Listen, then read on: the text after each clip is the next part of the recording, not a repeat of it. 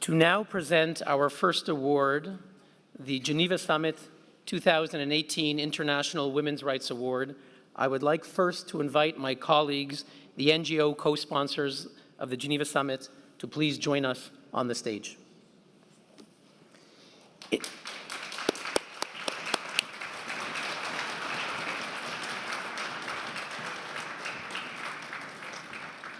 Here in Geneva, there is no person more fitting to present the Geneva Summit Women's Rights Award than the first woman president of Switzerland, Ruth Dreifuss, someone who has worked throughout her life to advance the rights of women.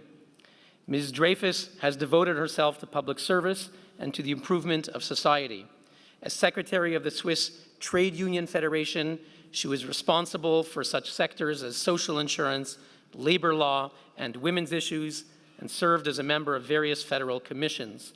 She was a member of the Bern Legislative Council, a member of the Swiss government between 1993 and 2002, and president of the Swiss Confederation in 1999. As head of the Federal Department of the Interior, Ms. Dreifuss worked to promote public health, social insurance, scientific research, gender equality, culture, and environment. She oversaw the introduction of a new law on health insurance, which guarantees universal coverage for the Swiss population. After her retirement from government, she chaired the commission mandated by the WHO reporting on public health, innovation, and intellectual property rights, co-chaired the high-level panel on the same subject mandated by the United Nations Secretary General. She has served as a member of the International Commission Against the Death Penalty and is one of the most prominent and respected individuals here in Switzerland, Madame Ruth Dreifuss.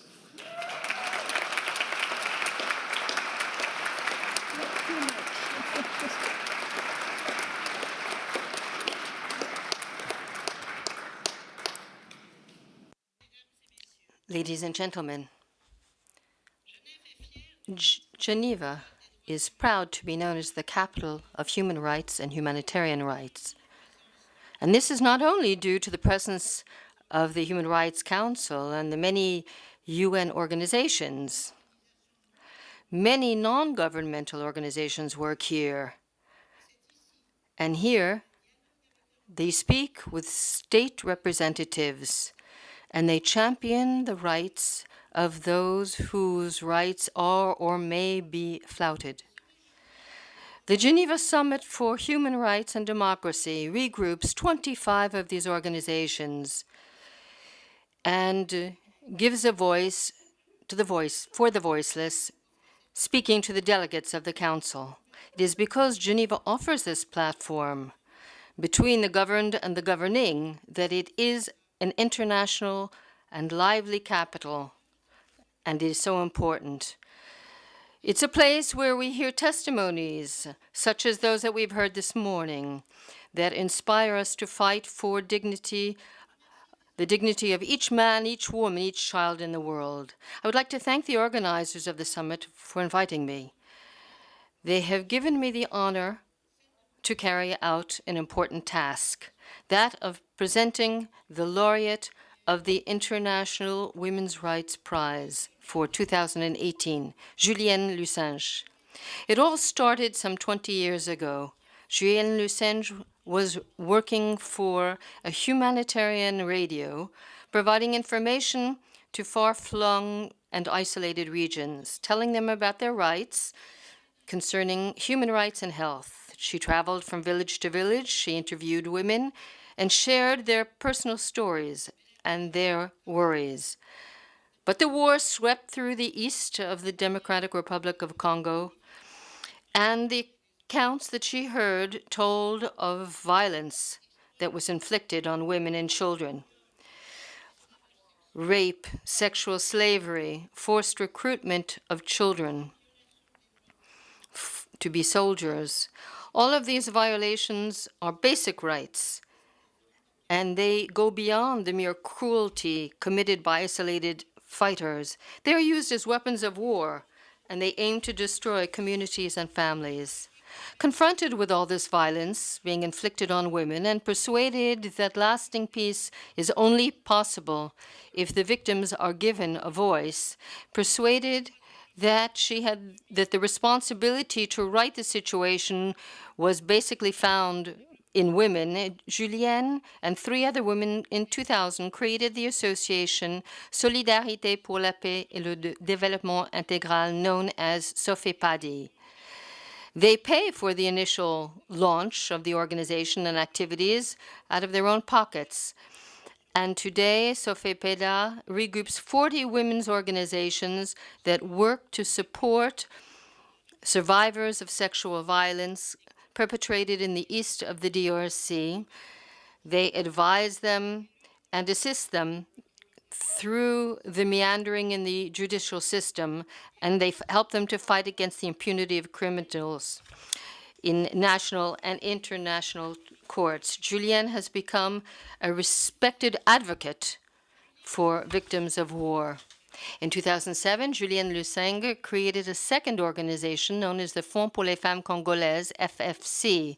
This fund works with groups defending the rights of women in the Congo and helps them to fund resources with international organizations. To give you an example, one of the groups supported by the fund has recently been able to demobilize 14 child soldiers, allowing them to return home to their communities. The 2 organizations created and led by Julienne Lusenge fight against sexual violence nationally and internationally through educational programs for the police, for public officials, parliamentarians, and by trying to improve the economic situation of women and young girls. Since we are in Geneva, allow me to drop a parallel between Julienne Lusenge's human story and that of Henri Dunant, also a citizen of this city. For when he was confronted with the inhumanity of war on the Solferino battlefield, he organized emergency care to be delivered to the wounded, regardless of the armies to which they belonged. He provided inspiration for the creation of a permanent organization to give aid to the victims, the Red Cross, and in conventions through which states pledged to respect their rights. Julienne also has been confronted with the horrors of war and also provides direct aid to mobilize people's consciences. Julienne Lusenge has often said, women are the first victims of war, but they possess the key to peace. Dear Julienne Lusenge, your engagement is exemplary in more than one way, and I will not be able to enumerate all of them. But among them, there is your endurance, your courage, your strength of conviction, your capacity to mobilize people, your empathy, and the direct aid that you bring to women swept up in the torment of war. Women who have been raped and wounded, you help to recover. The Geneva Summit for Human Rights and Democracy honors your selfless dedication to the human rights of Congolese women amid the horrors of the war, and for being a voice to the voiceless. It is your community, that of militants and activists fighting for human rights, that is honoring you here today. Dear Julienne Lusenge, come, please receive the award that you so deserve.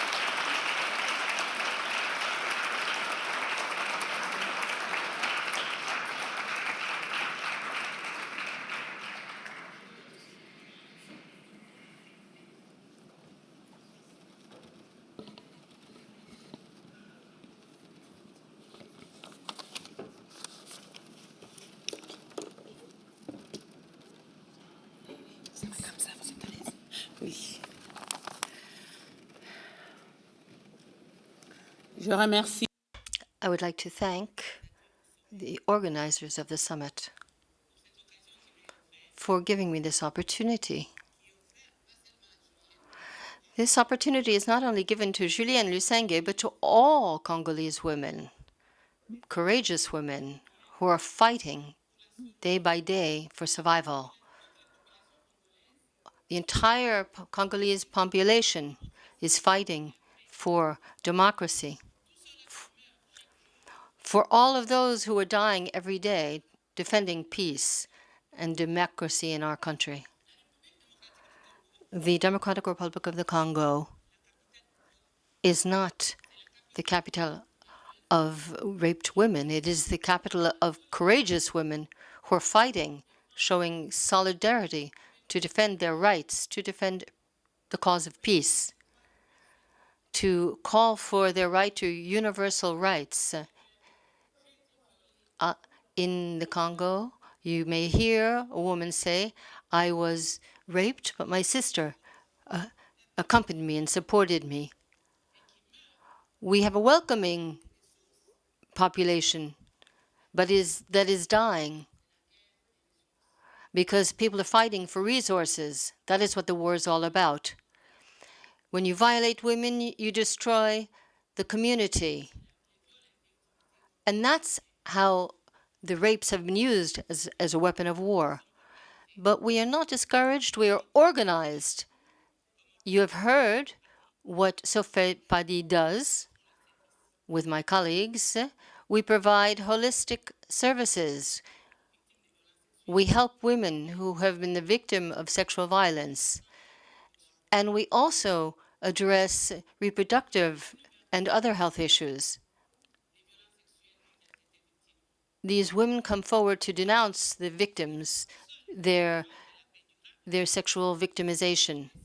We have decided, despite the intimidation that we've been subjected to bring these cases before the courts. The first case that really revolted us was a 3-year-old child who was raped by 4 adults, and she immediately died. The father was 16 years old, and the mother was 16 years old. And we were revolted, and we decided to bring the case before the courts. And that gave us the inspiration to defend women and girls by working in the resolution transformation of conflicts. MSF SWIFT gave us premises in 2010, and we have more than 900 people who come for care, 5% of which is made up of women who have the victims of sexual violence. Thanks to our awareness raising and mobilization of the entire population, we managed to take care of women in a holistic way. The women come to us as victims.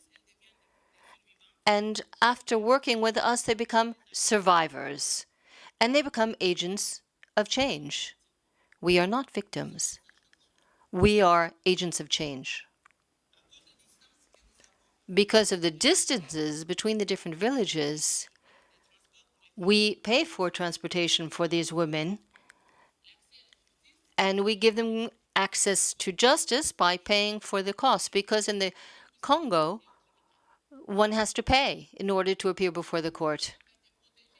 One victim who is not protected has to pay the state just to have them hear her case. Victims of rape are sent to school by our organization. And we allow the victims to talk together and support each other, tell their stories. We follow up on these women, help them through the court system, and make sure that their rights are being respected. We help the women obtain revenue-producing activities. We fight against the impunity of crime and all forms of violence against women, not only sexual violence. Sexual violence is one phenomenon that is in the community with a great deal of discrimination and a great deal of inequality concerning women. Although we have prisoners that are sentenced because of rape manage to escape, we continue to fight, and one day we will overcome. Internationally, we have also accompanied women, and we have heard horrors that have traumatized us, that have marked us for life. But the International Criminal Court has disappointed us. They have not taken into account the accounts of women. But we haven't given up. We will continue our struggle. The security situation is of great concern. We have been attacked by militia. We've been delocalized because we brought the voice of these women to the courts. And perpetrators consider us to be their enemies. But we will continue to fight. In 2008, one of our colleagues was attacked, was hit by a machete. Her husband and child were beat, and her home destroyed, merely because we tried to appeal to the court system and work for peace. We've had to move many times, move around from village to another. I've moved with my husband and my 5 children, but luckily my family supports me, my children, my husband support me, and my husband has stood by me. So what is our hope? We want women to be strong. We want the victims to become agents of change. I'm going to give an example of Leonie, who's 51. She was attacked 3 times, and her daughter also was raped. They have both recovered, and they've been trained, and they've become agents of change, and they help us to raise awareness. They came with us to New York to speak about the situation. They say, I would never leave my country. I have to go back to work, to tell people about the negative impact of sexual violence. So girls who go to school, who succeed, and to get degrees are a source of inspiration, and such as this girl. And we've heard children say, SOFEPADI, my organization has paid for these children. Sometimes these children don't have money to go to school because they've been raped, so we cover the costs. One woman has also told us, continue to organize hearings and meetings in the village, because this gives me back my dignity. When people hear that the person who raped me has been sentenced to jail, then I gain in dignity and people listen to me. Congolese women and children, the entire population, has suffered because of this war for resources. Our country now is still in a politically tense situation, and we may fall back into violence because we have no elections. The people desires to have and longs for elections. We want to have elections to make democracy stronger. Sexual violence as a weapon of war is used to intimidate people, to chase them away from their villages. And to this day, we still have women who are being killed, being slaughtered. There is a lot of violence against women. We fight against it. Women sometimes can't go to school or are not allowed to eat meat or drink milk. And this is something we must change. We're trying to transform our communities. We're working for social transformation. We have a women's movement because we know if we have a strong women's movement, we will obtain justice. We will create a community that is built on justice. We need your support. We need you who are here today to have a strong language, especially the diplomats toward Kinshasa, because we have elections coming up. On behalf of SOFEPADI, on behalf of my family, on behalf of the women of the Congo, I thank you all. I thank this organization and Geneva to have given me this opportunity to come and speak to you. You have recognized our work. This is the methodical work. We have no vacations. We have no time off. We struggle on because we want things to change for our children. Before I came here, my son said to me, when I was born 32 years ago, there was war, and there's still war. What will we be able to say about our life? I said, it's for our grandchildren that we are now fighting. So thank all of you for what you are doing. Thank you for your support. Please continue to support human rights. It's true, human rights are universal. No one has the right to be ill-treated, chased from their country, and the resources in the DRC should be for the people. People should not be dropped into the country who will profit from it. This is unacceptable. We did not choose to be in the Congo, but in our country, we have resources. So if we must share them, we will respect norms, and we will share them. But respect us and respect our country. Thank you.